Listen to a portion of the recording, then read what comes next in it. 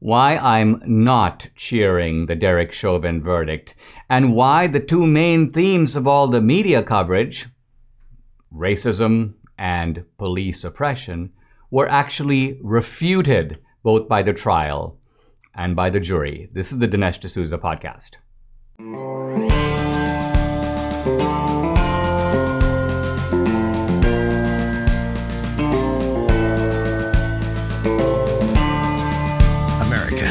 This voice. The times are crazy. In a time of confusion, division, and lies, we need a brave voice of reason, understanding, and truth. This is the Dinesh D'Souza podcast.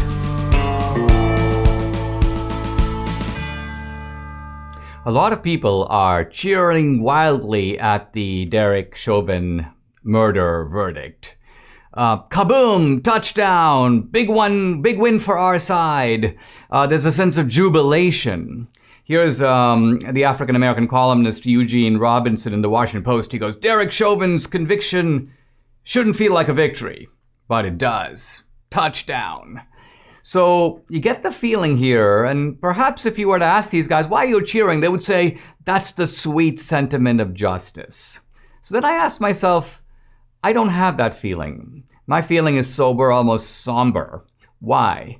Well, it's not because I think Chauvin is innocent, the trial proved that he did nothing wrong. It's not that at all. In fact, going back now several months to when I first saw the video, my reaction was one of sort of almost uncontained fury, and I said that publicly at the time. Interestingly, this is not a situation that produced some big ideological divide from the beginning. No, what we saw on the videotape was in fact appalling, and the only question was, is that the full story? Was there other information left out? And that's why you have a trial, that's why you have a jury.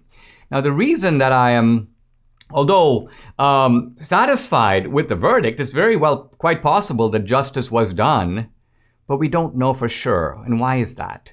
It's because of the mob atmosphere surrounding the trial. It was Abraham Lincoln who says, this is in the Lyceum Address of 1838, there is no grievance that is a fit object of redress by mob law. I don't think we can deny that there were powerful mob elements here, not just the crowd outside screaming and baying, we better get the verdict, but powerful political figures showing up, egging on the mob. Notably Maxine Waters. She goes up there, she basically says, we're expecting a guilty verdict, and if we don't get it, guys, go out there, be in their face, stay on the street, be more confrontational. In other words, cause more violence. That's almost a classic definition of incitement right there. I think I saw Alan Dershowitz talking about it, and he goes, hey, this is basically what the old KKK used to do. I mean, these are the KKK would go up to the sheriff and go, we better get a conviction or you'll be hearing from us. So this kind of thuggery, there are echoes of it. Now, the situations may be reversed. In the KKK case, they were targeting a black accused man. In this case, it's a policeman accused of killing a black man. So in that sense, the racial roles may be reversed, but the behavior, the sort of idea that the mob is going to dictate what happens inside the courtroom, this is the troubling aspect I'm talking about. And then there's Joe Biden talking about the fact before the verdict that, the evidence is completely compelling and convincing to him, as if he followed the trial minute by minute, which I'm sure he did not. And so what we have here is this idea that, and I'm sure it was in some ways felt by the jury, in fact, some jurors confessed this up front before they were even chosen, the fear that cities will burn. Our families will be threatened. There was an article in the local paper in Minneapolis that was almost sort of saying, by the way, guys, we're not going to tell you exactly where these jurors live, but we're going to give you enough hints about where they might live so you might be able to find them afterward. This is almost a case of using journalism as a form of intimidation. Now, coming back to Eugene Robinson and his, it shouldn't feel like a victory. So there's a little element of decency in Robinson. He knows this should be a trial. The idea here is presumed innocent. The idea here is that the jury should be able to listen to the facts uncontaminated by outside pressures. He knows all that. But still, for him, it's a big score. And what is the score? I'm pretty sure that the way he looks at it is it's a racial score. Basically, blacks 1, whites 0. Why? Because from the beginning, this was sort of seen through a racial lens. It's a white cop. It's a black victim. So this is a race fight. And the verdict is almost reminiscent of the OJ trial. Now, in the OJ trial, it was not guilty. In this case, guilty. But in both cases, you got the feeling of touchdown. Our team wins a big one. This is kind of a racial, ball in the basket type of score. And I think this is really where my anxiety comes from. It's simply the idea that this is not what a trial should be. Ultimately, it was Greg Gutfeld of Fox News, of all people, who spilled the beans on it when he said something very revealing just yesterday. Listen. And now I'm going to just get really selfish. I'm glad that he was found guilty on all charges. Yeah. Even if he might not be guilty of all charges. Really? Wow. I mean, I think Gutfeld is really just trying to be sort of candid. He says, I'm just trying to be honest here. I'm just trying to tell it like it is. But like it is for him means that we're looking at this trial not as a trial of what one man did or one man supported by some other man did in a given situation. We're looking at this as a way to promote peace in America, not stoke the crowd, avoid more violence, let's not have Rodney King all over again. Well, we don't sacrifice people in a free country in order to produce social peace. So what I'm kind of saying is that if it wasn't for Maxine Waters, if it wasn't for the mob, if it wasn't for Antifa taking credit, here's Antifa saying, when the police murdered George Floyd, demonstrators brought that tragedy to everyone's attention by laying siege to the police precinct. If not for their courage, most people would never have learned his name. Let's give them the credit, not the courts. In other words, what Antifa is saying is that we, the thugs, we produced this outcome, not some judicial procedure that was ultimately just deferring to us. And so my conclusion here is really this, that if you didn't have this intimidation, you didn't have this mob mentality, you didn't have this air of prejudice and prejudgment, well, then we would have an untainted process. Well, we then would have a verdict in which we could take some satisfaction, in which we could have some confidence. And then, even if I wasn't saying touchdown or celebrating, I might feel that perhaps in this case, justice was in the end done. What is the real lesson of the George Floyd murder trial, the Derek Chauvin murder conviction? Well, if you listen to the media and you listen to the leading Democrats, there are two major themes that explode out of it. The first theme is racism, white supremacy. And the second theme is systemic oppression by the police brutality. And that's what leads, of course, to calls to defund the police, to sort of remake the system. Here is Kamala Harris reacting to the verdict and talking about the broader lesson that she takes from it. Listen. First, I want to thank the jury for their service. And I want to thank Mr. Floyd's family for your steadfastness. Today, we feel a sigh of relief. Still, it cannot take away the pain. A measure of justice isn't the same as equal justice. This verdict brings us a step closer. And the fact is, we still have work to do.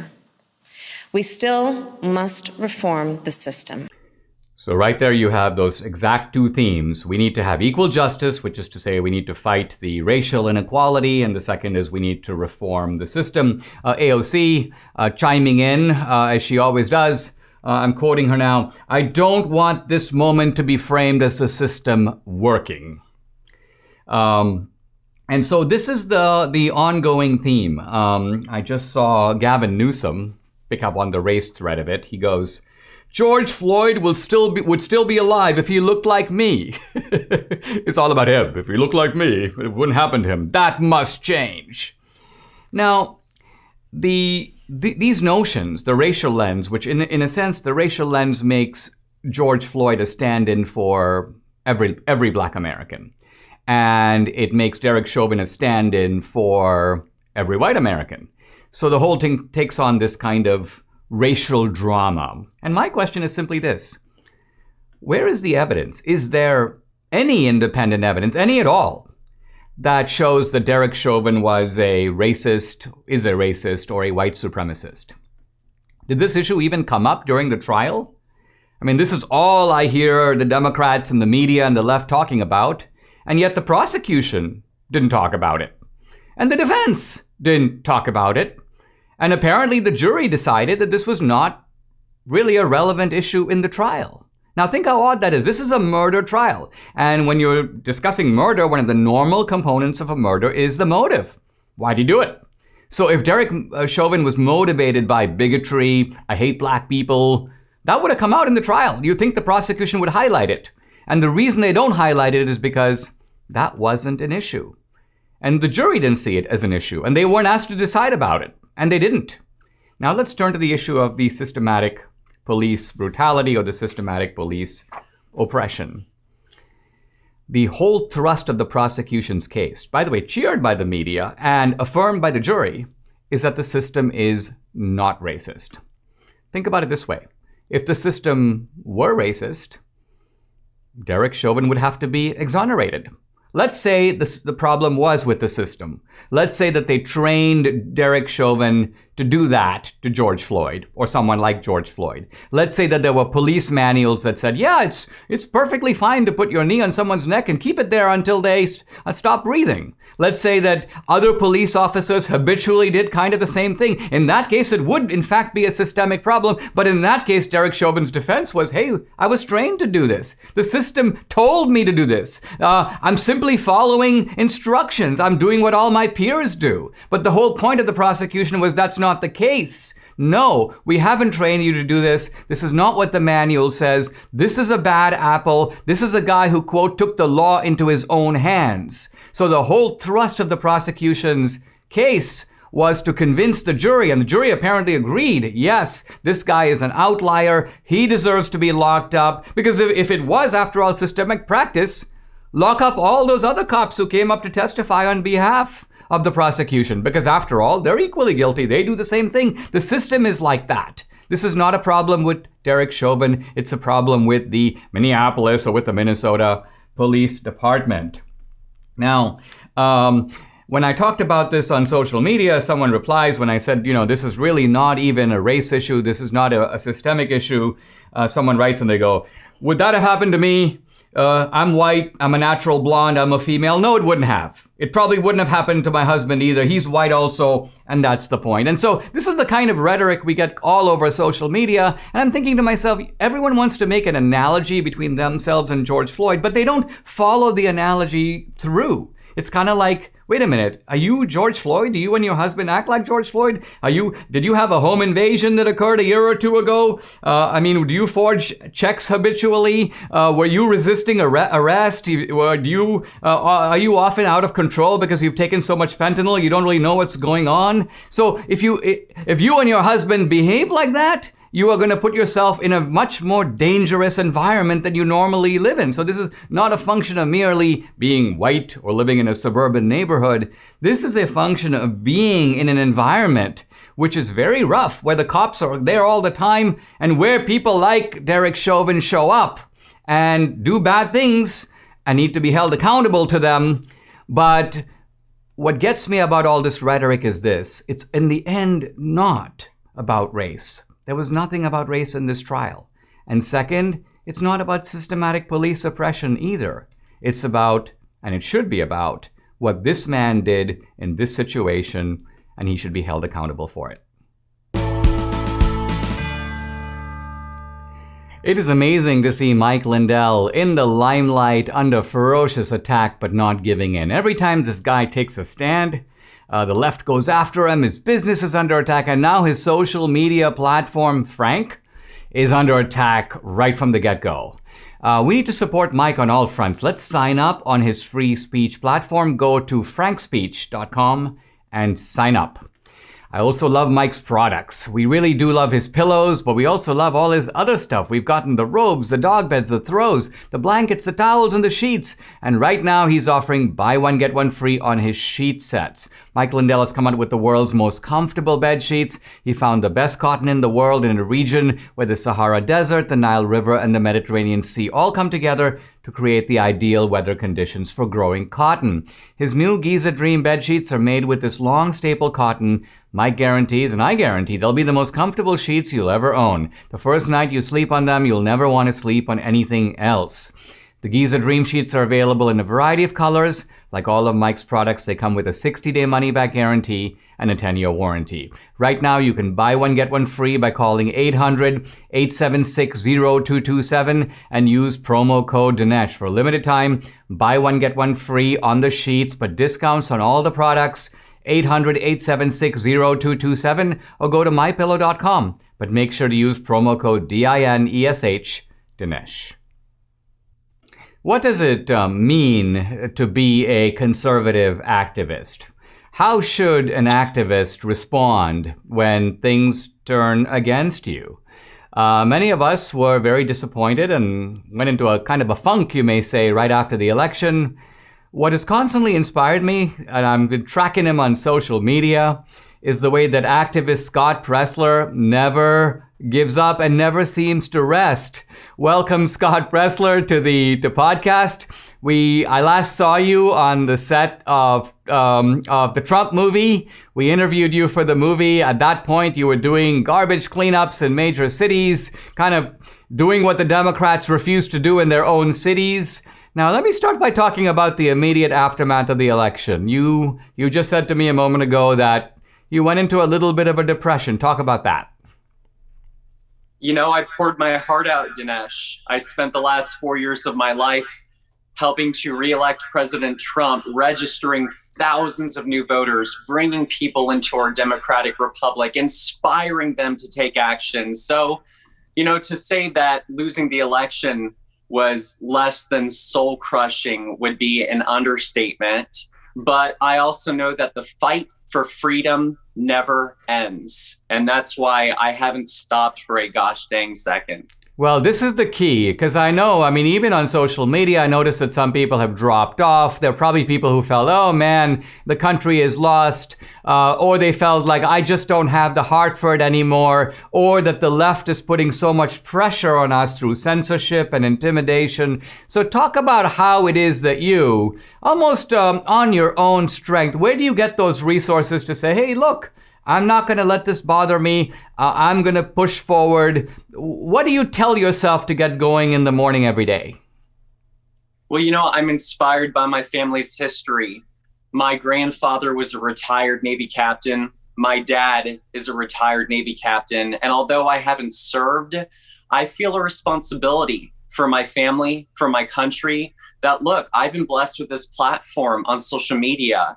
And if I don't use it to fight for good causes, then what am I doing? I'm letting an opportunity slip away to do something good with my life. And so I feel a moral responsibility to continue pursuing for this fight for freedom and election integrity and teaching people how to run for office. And ultimately, my goal is to win in 2022. I saw you put out a tweet about the fact that Republicans do control the state legislatures in many of these states. In fact, the swing states, the crucial states in the November 2020 election. Yeah. So in a weird way, our fate is in our own hands, it seems. Republicans are in a position to correct these laws, establish voter integrity, make sure that people vote who are eligible to vote, but no one else.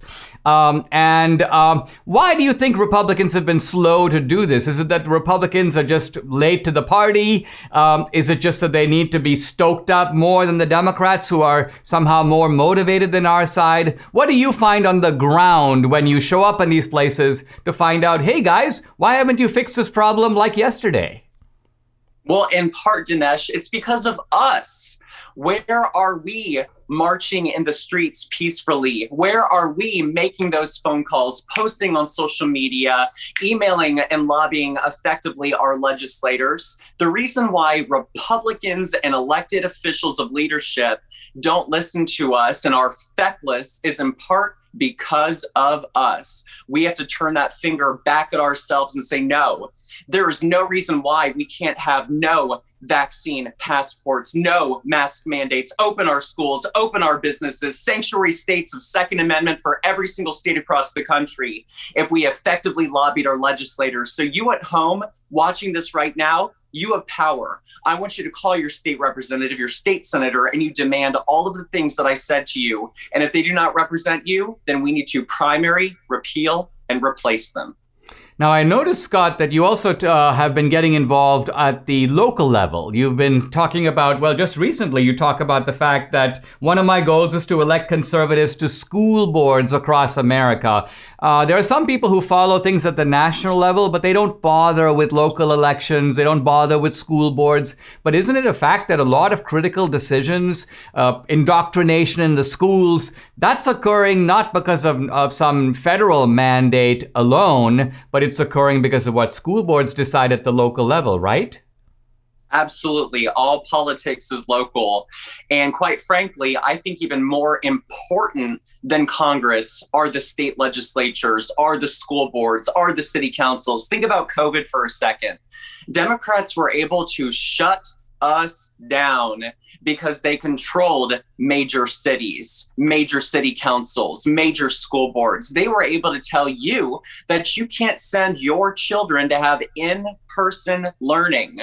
Well, let's take some of those $10 million that we spend on one congressional race. And instead, I say we invest in 500 city council races, 500 school board races. And if you want to take over and harness power, then you focus on the local level first. I mean, in some ways, what you're saying is, and this has been on the left side, the George Soros model, as I understand it, which is that he put a lot of money into local district attorney races that typically are fought with $50,000 on each side. And so Soros realized, hey, listen, if through my groups I put $250,000 into this race, I can pick the winner up front. And so the importance of investing at the local level. Now, let me ask you about the conservatives. Is it something about the psychology of Republicans that makes them reluctant to do that? I think if you said to a group of Republicans, why aren't you in the street?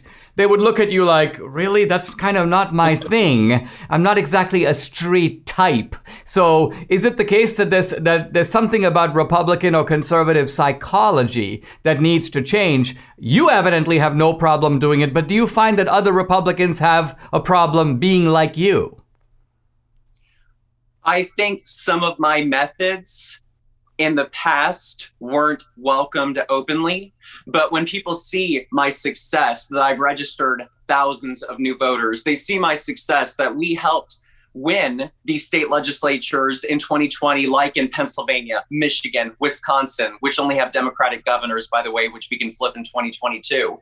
And when they see the success of, we just elected a good friend of mine to the school board in Illinois, and I was just in Allentown, Pennsylvania, for an upcoming election on May 18th for 2 additional school board candidates who we hope to get through that primary.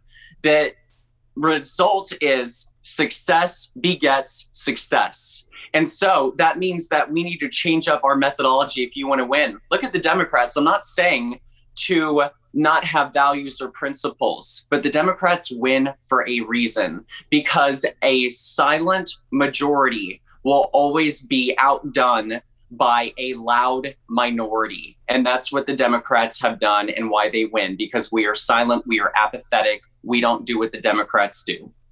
I think what you're also saying, Scott, is that this is not your grandfather's fight. This is Correct. The Democrats have upped the ante. I'm seeing levels of tyranny on the other side that I haven't seen in my adult lifetime. So the stakes are raised for us. We're fighting really not just about our pocketbooks or our tax rates. We're basically fighting for those basic rights enshrined in our Constitution, which it seems like the other side doesn't believe in and will happily take away if given a chance. Do you agree?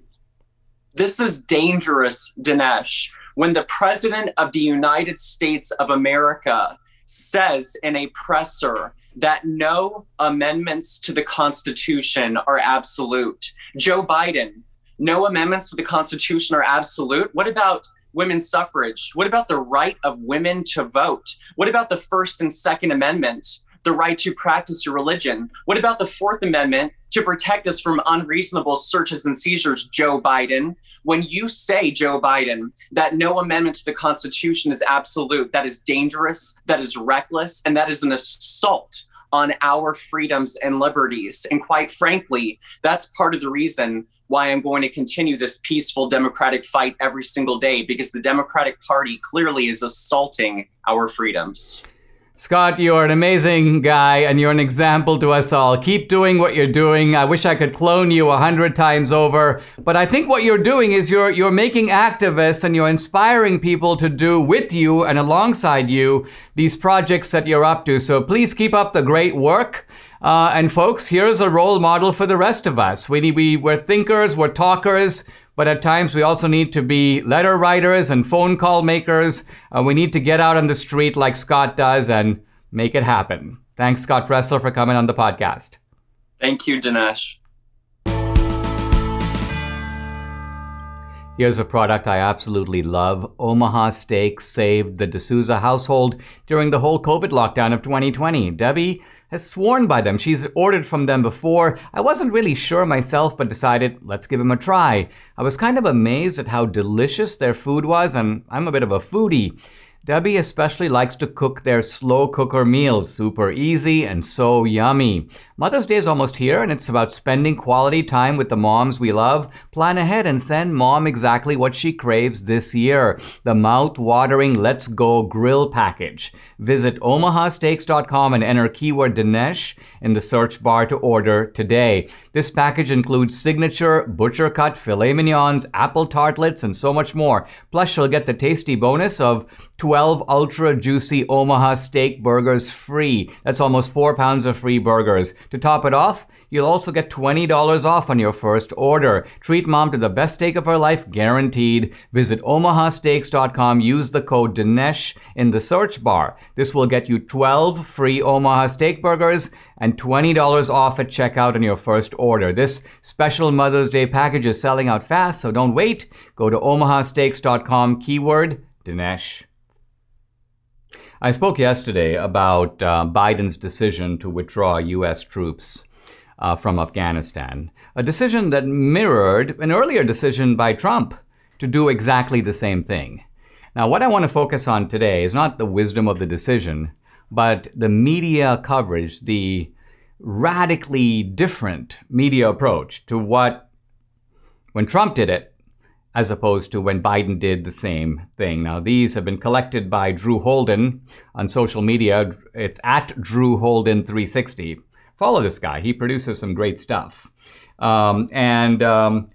talks about how Time magazine covered it. Now, when Trump said it, here's Time's headline. Can Donald Trump accept a defeat in Afghanistan? Now, when Biden decided to do the same thing, here's Time. Biden's move brings to an end America's longest war, a long simmering conflict that meant solemn sacrifice for military families and changed so much of day-to-day life for all Americans, writes Philip Elliott. So when Trump does it, he's taking a horrible defeat. When Biden, it's not a defeat. It's actually bringing the boys home. Here is NPR. The Trump administration says it will pull thousands of troops out of Iraq and Afghanistan by January 15th. A drawdown that has military leaders worried. So right away, a cautionary note against what Trump wants to do. Biden makes exactly the same decision. President Biden plans to withdraw all remaining troops from Afghanistan by September 11th, the 20th anniversary of a terrorist attack, a senior administration official says. So this time, you just quote the Biden people. Yeah, it's been 20 years. It's long enough. Time to bring the boys home. So this is, again, NPR covering the same event in two completely different ways. Now we turn to the New York Times. When Trump decides to pull out of Afghanistan, here's how they go. The Taliban wanted the U.S. to leave Afghanistan, and they go, Trump has now to some extent obliged, but without getting anything in return. So incompetent foreign policy decision by Trump and kind of a win for the Taliban. Now, when Biden makes the same decision, you'd expect the same kind of coverage. It's a win. It's an obvious win for the Taliban, right? Wrong. Now they're quoting Biden himself. We went to Afghanistan because of a horrific attack 20 years ago. that cannot explain why we should remain there in 2021. So they're giving Biden's side of the story. Suddenly the concerns about a Taliban victory have completely evaporated. Suddenly we don't have to worry about that at all. Here's MSNBC and Rachel Maddow. When Trump decided it, within hours of Vladimir Putin's pivot to mention the U.S. presence in Afghanistan, news of Donald Trump ordering a reduction of U.S. troops. So basically Trump, according to MSNBC and Maddow, is just doing what Putin wants. Now, Biden makes the same decision. Let's see what they say about Putin. MSNBC headline, ending the longest war, Biden to withdraw troops from Afghanistan. Suddenly, Biden is no worries about Putin. Doesn't matter if Putin wants the United States to do exactly the same thing. That issue isn't even brought up. So the point I'm trying to make at is that if you were to step back and look at this differential coverage, and we're not comparing apples and oranges, we're comparing apples and apples. We're comparing two administrations deciding on the same exact point, and yet the media coverage couldn't be more different. Suggesting what?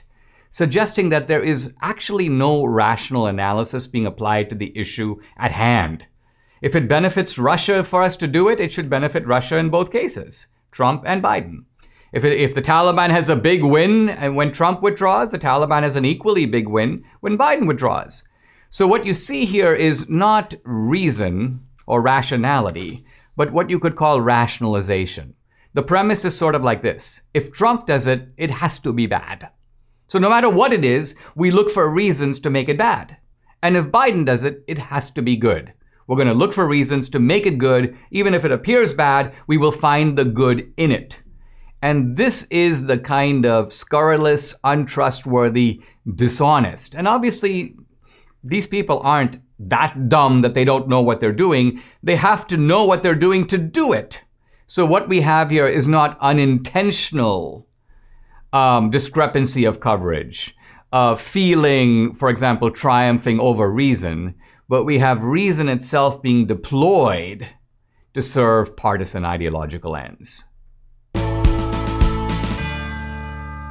Have you ever browsed in incognito mode? It's probably not as incognito as you think, and why would it be? Incognito mode, like the Chrome browser itself, is a Google product, and Google has made its fortune by tracking your movements online. There's even a $5 billion class action lawsuit against the company in California, where it's accused of secretly collecting user data. Google's defense, incognito does not mean invisible.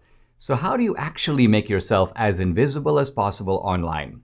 The answer, ExpressVPN. Turns out your online activity still gets tracked and data brokers still get to buy and sell your data. One of these data points is your IP address. Data harvesters use your IP to uniquely identify you and your location. But with ExpressVPN, your connection gets rerouted through an encrypted server and your IP address is masked. Every time you connect to ExpressVPN, you get a random IP address shared by many other ExpressVPN customers. That makes it harder for third parties to identify you or harvest your data. Best of all, ExpressVPN is easy to use no matter what device you're on, phone, laptop, or smart TV. All you have to do is tap one button for instant protection. So if you really want to protect your privacy, secure yourself with the #1 rated VPN. Visit expressvpn.com/Dinesh and get 3 extra months for free. That's expressvpn.com, expressvpn.com/Dinesh.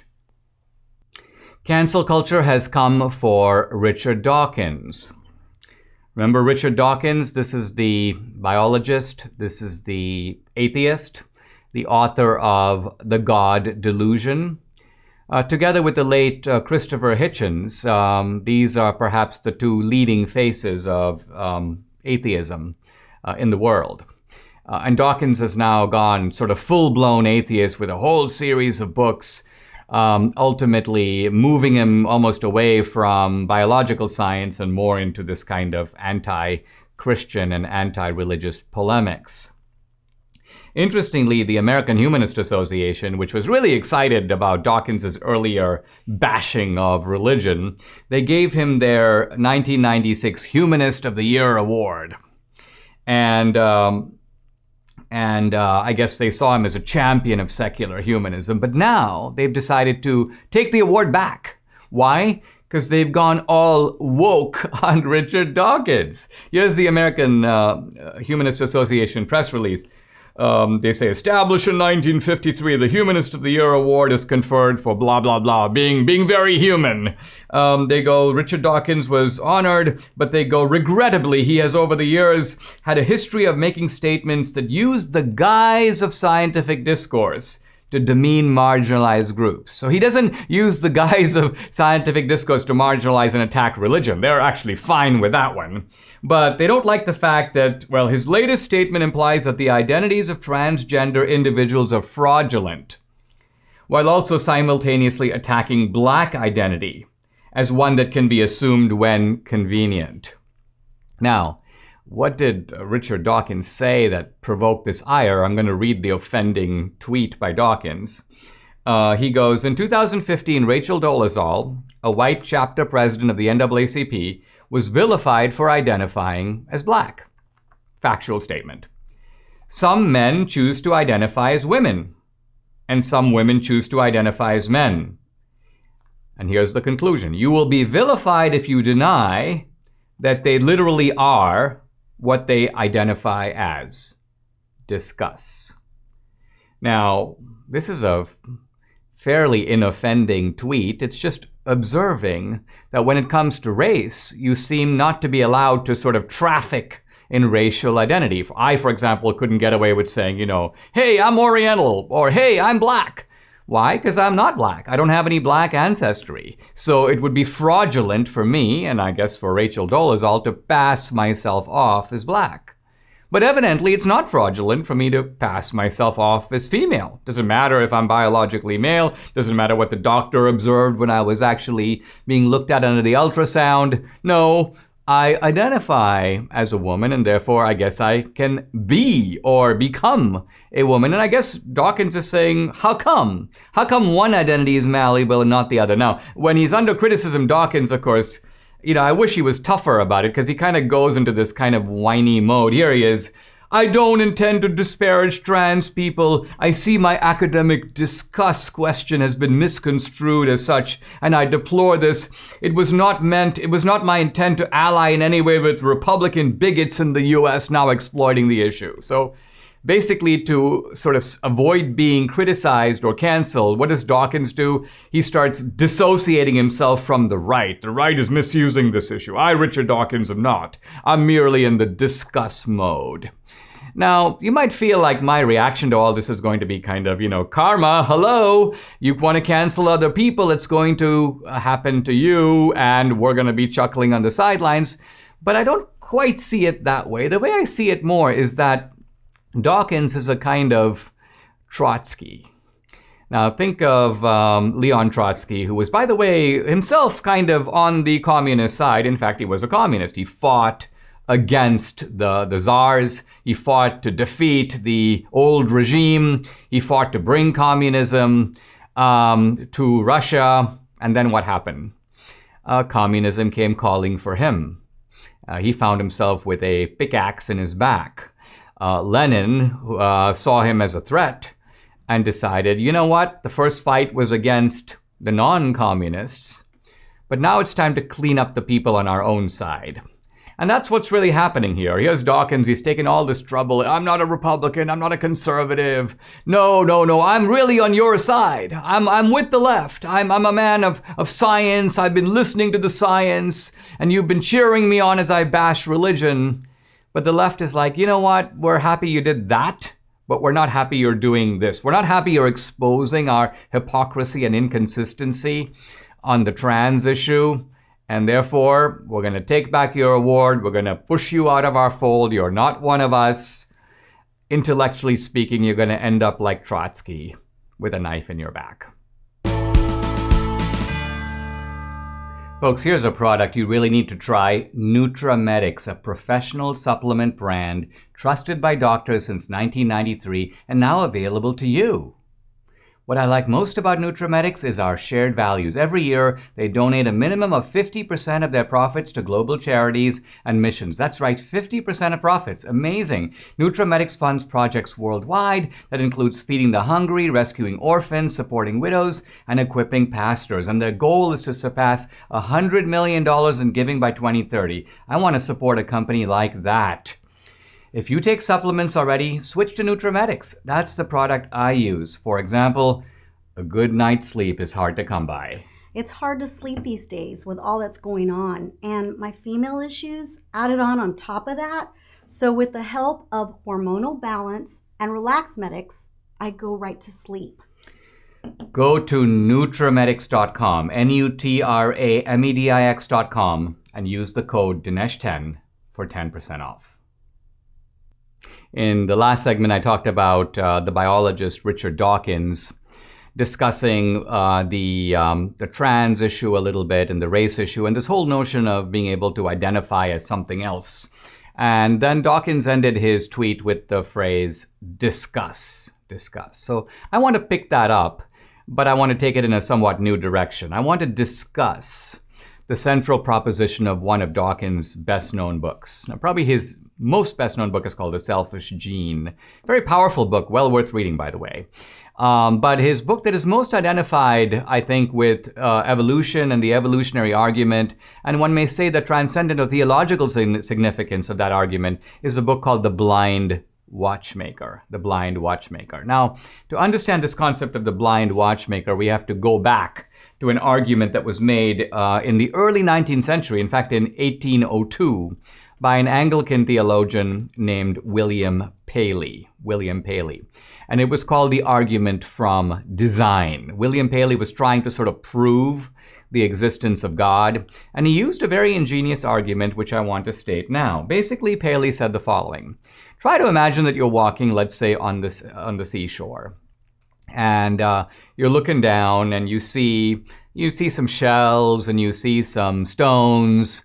And as far as you know, you don't know where those shells or stones came from. As far as you know, they could have been there for a long time. They could have been there forever, for all you know.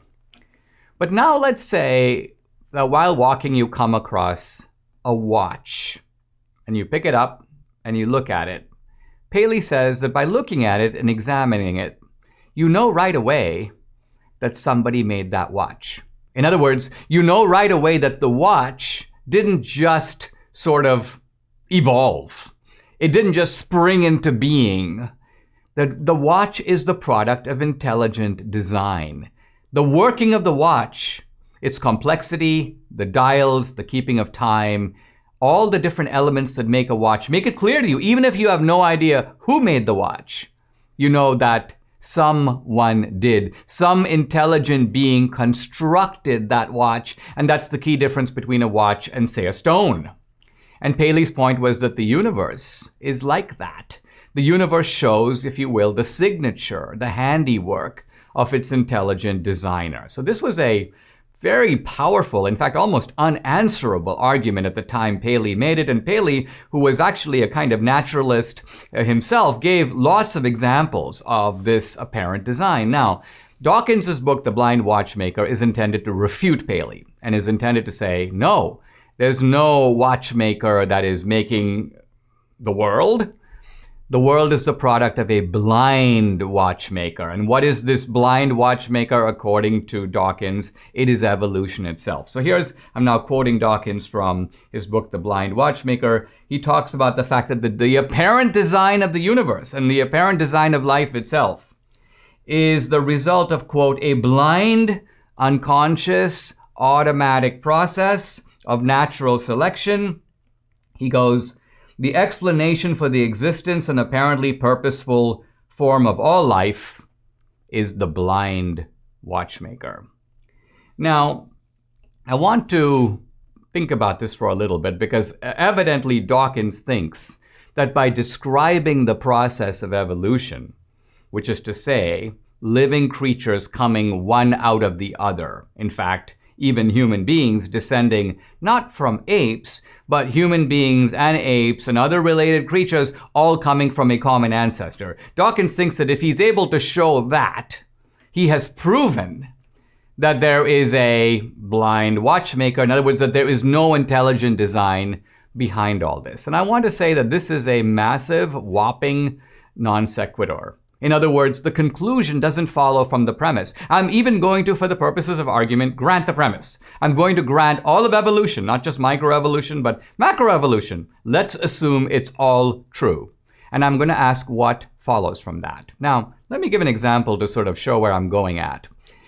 If you were to show me a man, let's say a craftsman of the old days, making by hand a car, and at the end of the process, you've got a car, it's obviously the product of intelligent design, and there's the craftsman, there's the guy who made it, that's kind of the Paley argument. Now here's what Dawkins is saying.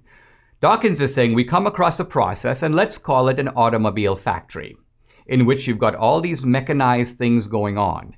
And in one place they assemble the wheels, another place they cut the steel, and in the third place they put all the seats and the leather in and so on. And at the end of the process, at the end of this, let's even call it a blind process, we get a car. Boom.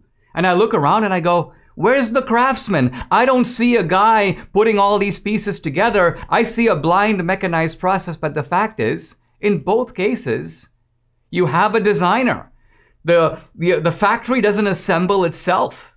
The pieces ultimately are programmed to be in there. That's how they all work so harmoniously together. So in other words, by switching from the craftsman making the car to the factory making the car, you haven't proven that there was no design. You've merely altered the type of design. The way in which the designer has worked is not directly, but through a process. It was the poet Robert Frost who saw this very clearly. He was at one point confronted by his old mother, and his old mother said, I don't understand what all these scientists are saying. They're telling me that man was made out of mud. She goes, I thought that man was made by God. What do you think about this, Robert? And first of all, Robert Frost points out to his mom that this idea that man is made out of mud is somewhat similar to the biblical idea, dust thou art, and to dust thou will return. In other words, the Bible is not against the idea that we're made out of mud. The Bible actually says it. But Frost's deeper point was, he goes, Mom, have you ever heard of prepared mud? And what Frost is getting at is there are two types of mud. There is mud, and there is mud that has been prepared by someone, by some transcendent mud maker, to make mud of a certain type that's going to generate bacteria and viruses and molecules, and then unicellular creatures, and then multicellular creatures, and ultimately animals and man, and a creature with consciousness who is able to turn around and understand that whole entire process. Bottom line, it doesn't matter whether you believe in evolution or not. In neither case have you refuted the idea of a watchmaker who is not blind and who has in fact put this entire process into motion and supervises it, is in a sense presiding over it at all times.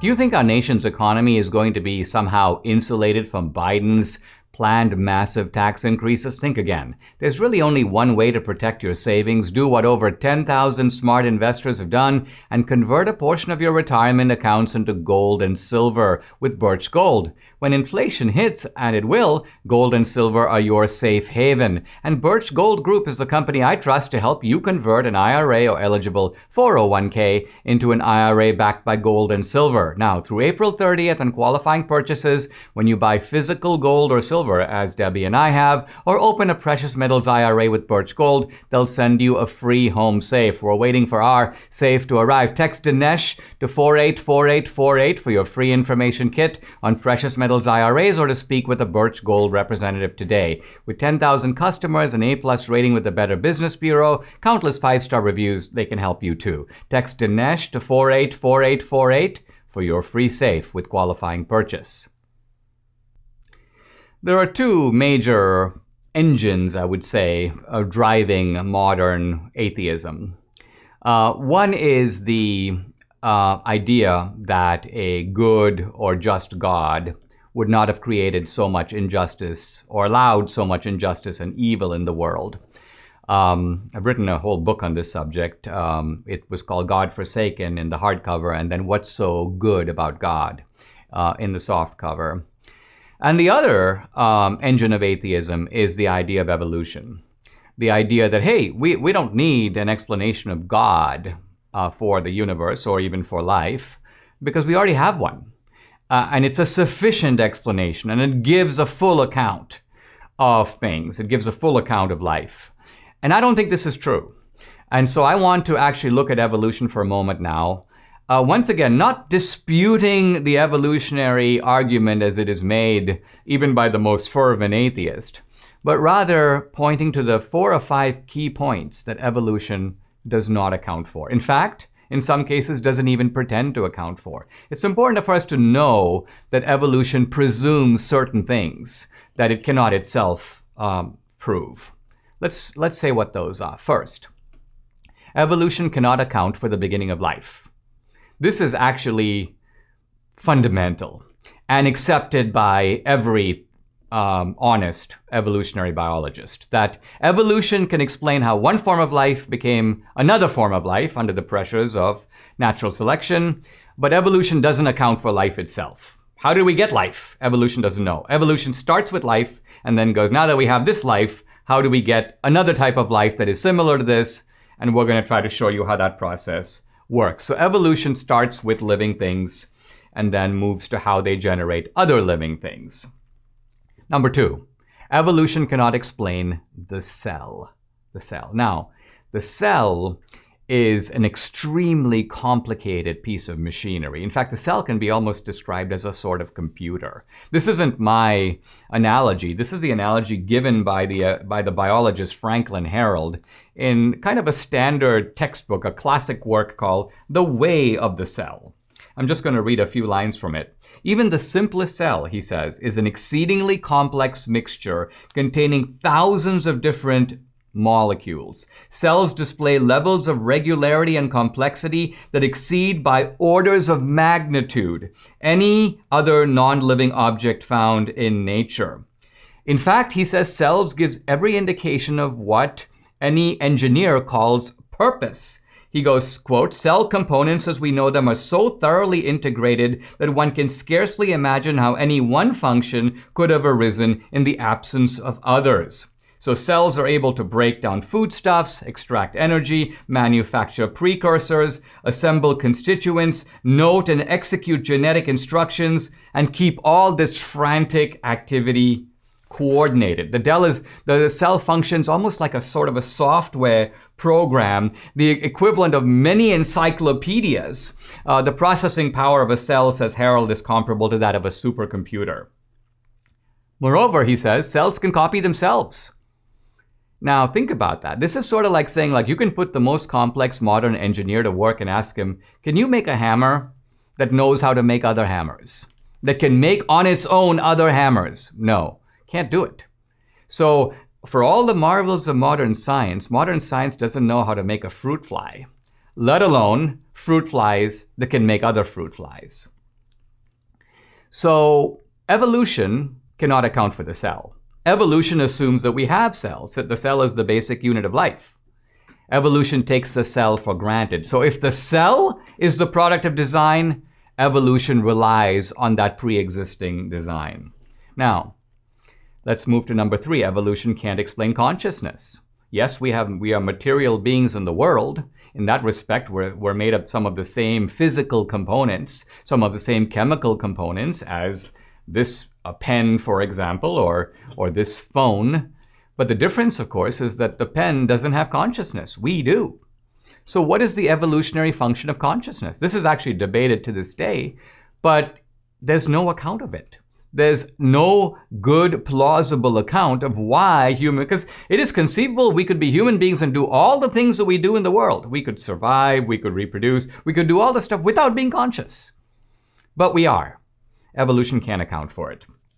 And finally, evolution doesn't really account either for human rationality or human morality. It doesn't account for human rationality. Why? Because according to evolution, we are programmed to survive. And so our minds are not designed for truth. Our minds are designed merely to adapt and to survive. So we could have minds that adapt and survive and run when we're chased by lions and figure out ways to solve problems, but have no concept of true and false, because true and false is unimportant. Survival is the things that matters. That's what we're programmed to do. And then finally, morality. I realize there's a whole literature that tries to show that evolution actually does account for morality, because morality is a form of disguised selfishness. This was actually Richard Dawkins. Our genes are trying to perpetuate themselves and so on. And we benefit people because we have genes in common with them. But if you just step back from all that, and all of it is all kind of ingenious, but at the end of the day, it's unconvincing to me for one simple reason. When I think of the core meaning of morality, it can be summarized this way. Morality is what Adam Smith called the impartial spectator, a little being that lives inside of me where if I want to do something bad, and it's almost always something that will benefit myself in some way, morality is a little voice in my head that goes, no, you're not doing that. You can't do it. It speaks with this kind of unimpeachable authority. And we all know it because we all have this morality inside of us. In fact, if you don't have it, you're a psychopath, you're a sociopath. You're not even held responsible for your actions. Bottom line of it is morality is an intrinsic feature of being human. And the core function of morality is to check your desire to pursue unlimited self-interest, unlimited greed, unlimited conquest, unlimited this and that, which may all benefit you. But there's that little voice that speaks inside your head that goes, don't do that. That's not right. That's wrong. And ultimately, you may disagree with that. You may decide not to follow it, but there it is. And it's inside of you, and it's a part of you. And evolution has no explanation for why it does that. Hey, in these crazy times, it really helps to have a laugh or a bunch of laughs. There's a new movie out that I want you to see. It's called Church People, and it's a comedy that will leave you chuckling, laughing out loud, while ultimately reminding you of the true meaning of the gospel. Here's a clip. Listen. I told you if we broke attendance records, I'd get the church logo tattooed on my arm. Yeah, remember back when we first started? All we did was preach the gospel. Ooh, Superman works. I like Superman. Guy, what do you think? What happened to you? Me? Your dad is the one with the gimmicks. The power of the Holy Spirit propels us. I just want the church to get back to the gospel. Problem is you're trying to get your message across. The gospel? Right. And ain't nobody listening to that. Yeah, David, I saw it. We enjoyed it. Watch Church People at salemnow.com. That's salemnow.com. Use my special promo code Dinesh at the checkout for a special discount. Hey, I hope you're enjoying this podcast. I really rely on you to get the word out. When I look at my views on this podcast, I'm being restricted on Facebook. I'm being restricted also on YouTube. So make sure that you subscribe to the podcast and put notifications. That way, sometimes it's hard to search for my podcast and find it, but this way you'll be notified about it. It'll be right there for you to see and help me get the word out. I'm counting on you to help draw more listeners and viewers to this podcast. I really appreciate it. Let's go to today's mailbox and today's question. Listen. Hi, Dinesh. My name is Lisa. Love your podcast and watch it every day. Enjoy the various guests and topics that you cover. Last week, you asked for feedback regarding your podcast, and here's mine. I would love to see you talk about how religion and science can coexist. Many of my friends have chosen science over religion and cannot seem to reconcile the two. This is well, first of all, I love this question because it's so continuous with what I was just talking about in connection with Richard Dawkins, which is indeed the ways in which science and religion, but also specifically science and Christianity, far from being at odds, are actually marching in lockstep, are consistent with each other, even though they're doing different things. You can almost say that science is describing the how, and religion is explaining the who and the why. Now, I've talked in the last segment about biology. I want to talk a little bit about physics, because physics is sort of the queen, if you will, of the sciences. And by the way, this is all this stuff is covered at some length and right here. what's so great about Christianity. I've done 3 books on apologetics. If you start anywhere, start here. And in fact, looking at the table of contents, I've got 3 chapters under the headline Christianity and Science. I have Christianity and Reason, the theological roots of science. And then I talk about Christianity and the invention of invention. And then I go into the Galileo case in some detail. Here I want to just give a single example that shows the ways in which science and Christianity can sort of harmonize in a beautiful way. Hundreds of years ago, this is going back to around the 5th century, the 4th century AD, somebody asked a question of the church father Augustine. And the question was this: what was God doing before he made the universe? Kind of a startling question, but the premise of it was that God has infinite time on his hands. And so he must have been occupying himself in some way before he made the universe, before it occurred to him, let's make a universe, let's make man. So what was God doing? And Augustine to this gave a very remarkable answer. He said that before the universe, there was no time. In other words, the word before is kind of meaningless because God created time and space, by the way, along with the universe. That time and space are properties of the universe. You may almost say that once upon a time, there was no time. And this also Augustine uses this to give his explanation of eternity. God is outside of time. God just doesn't extend through time. God is, in a sense, looking into the universe, and time is a property of that universe. Now, this remarkable idea, which would have in some ways made almost no rational sense when Augustine said it, has been stunningly confirmed by modern physics, and specifically by the idea of the Big Bang. Why? Because the idea of the Big Bang is that if you go back 14.5 billion years, there was a momentous event, what scientists call a singularity.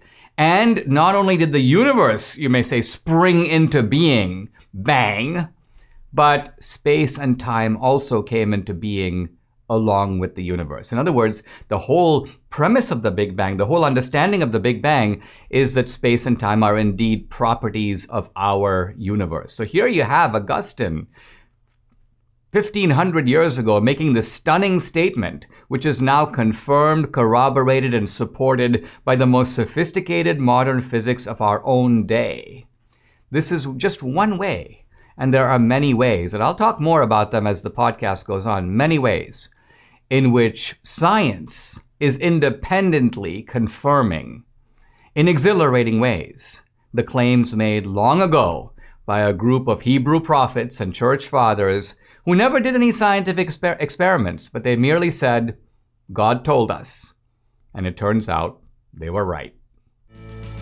Subscribe to the Dinesh D'Souza podcast on Apple, Google, and Spotify, or watch on Rumble, YouTube, and SalemNow.com.